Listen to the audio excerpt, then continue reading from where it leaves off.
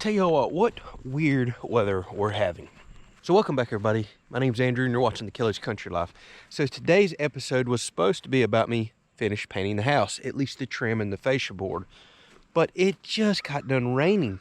It's been so nasty this morning. Here's the thing, 0% chance on the radar, 0% yesterday, actually sprinkled a little, 0 today. You can hear the rain still hitting the tin. Nothing on the radar. I don't even know where this rain came from. So it's got me a little messed up. But speaking of this rain, one thing that we're gonna knock out in this episode is gonna have a little bit of everything. Because I'm trying to finish this paint up, the gutter guy could show up at any day now. I wanna get this tin out of the way. If it actually does dry out today, I want to get the fascia board painted so he can wrap it in that metal that I've asked him to wrap it in. And we may even go out and get our first pine tree off the property. Might do a little dirt work with a tractor, start leveling the yard over there some. So we got quite a bit of stuff that we can do.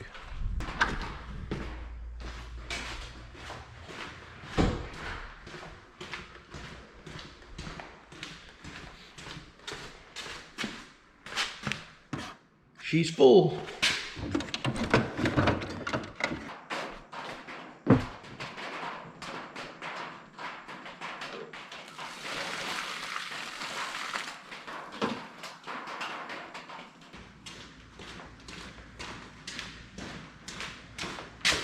So did y'all see that? I just dumped 2 gallons of water out of this bucket. A friend of mine loaned me his large dehumidifier. This is why I've been wanting to run the HVAC and get it installed so bad in this house. I've been running this around the clock, and about every, 5 or 6 hours I come out here, this is completely full. I probably already dumped 8 to 10 gallons of water. It's been pulled out of the air in this house. Now I'm not seeing any signs of mold or mildew. Actually, it already feels drier in here.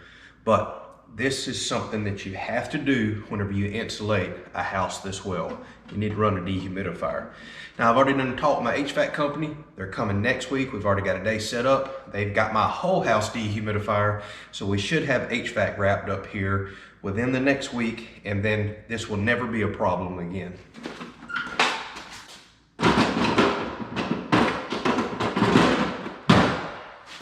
By the way, were y'all seeing any light flicker right there?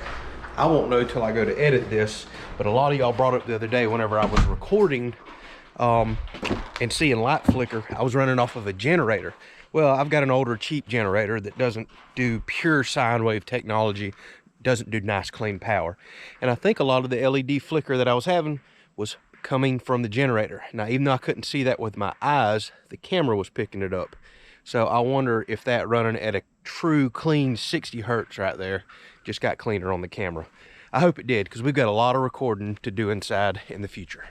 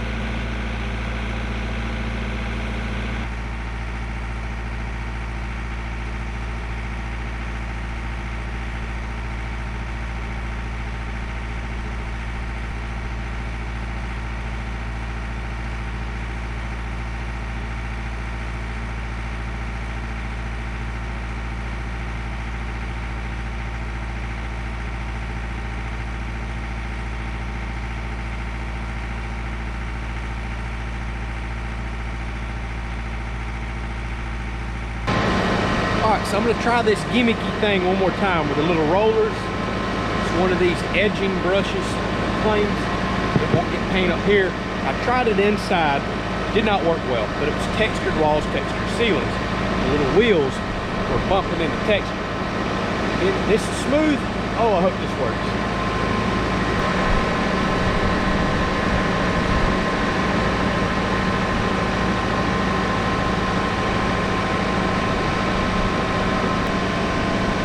No.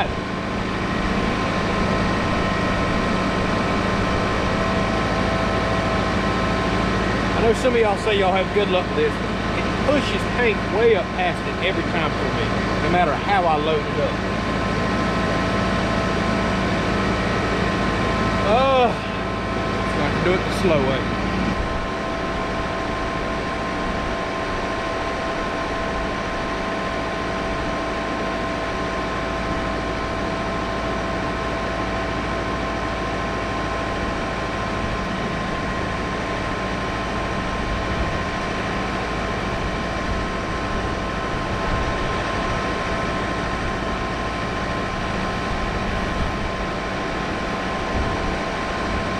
All right, this is going to turn out to be another one of those kind of short episodes. So I just got done hooking up the AC disconnect outside. Very simple, 2 wires to a breaker there, mounted their little panel on the side of the house. Obviously, that's something I can do now since the paint is done.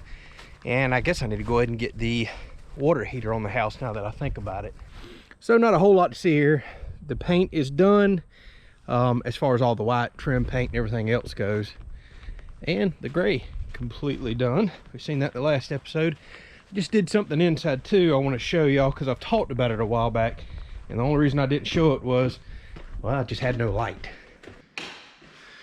All right, so I had to kill power to the house instead of dragging extension cords and everything else back out here. Just thought I'd show y'all. So y'all remember me telling you I left the top 2 spaces of this panel open and available?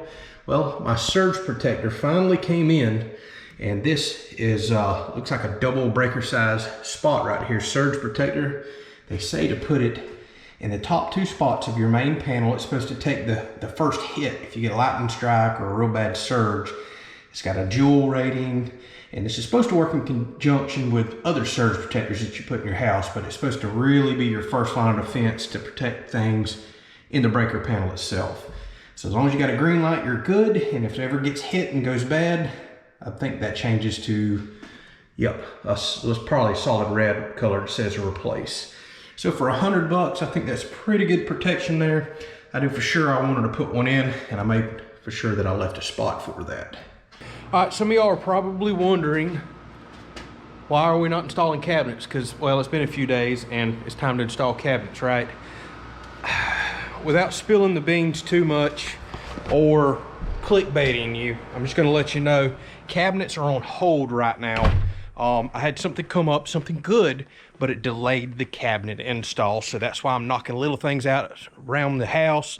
Like, for example, today, all the pine straw for the drip edge right here, smoothing the yard out. This is stuff that needed to be done anyways. I could have done it later, but I had set myself up to install cabinets this week, and that's on hold. I'll have another episode out in about a week showing why I got delayed, why I couldn't install these just yet, and we'll talk about all that. All right, so I just got off the phone with the gutter guy. He's saying he's going to try to come out next week. Apparently the holidays put him really behind. He was getting a metal shop to bend some custom colored metal fascia that I wanted. I wanted it to match the tin on the roof, and typically he does colored stuff out of the back of his truck. And they took the whole week off, which is not uncommon. A lot of shops take off the entire week between Christmas and New Year's. So that has it behind. But he's saying next week he should be out here to do all the gutters. We've got everything kind of prepped and ready for that. So the next few episodes, I'm gonna be honest with you, they're gonna be all over the place. I don't have any main projects I can jump on just yet. I've been out here all day long, racking my brain. Probably the most mind-boggling thing in this entire house build for me has been, what am I gonna deck this ceiling with right here? Every time I think I have my mind made up, I do not. Things are either way too expensive, impossible to get, no materials available, and I'm getting so scatterbrained. I'm still trying to figure it out. So as soon as I can get this material ordered and figured out exactly what I'm gonna do for the ceiling, we'll start jumping on all that. So there's probably not going to be any exciting videos for the next week or so. Just preparing y'all. I may have to jump on other stuff around the property. It is what it is. We got a lot of get-togethers too. Okay, enough rambling. Nothing. I can hopefully enjoyed this little episode. Nothing exciting, but knocking more stuff out around the house. Catch y'all on the next one.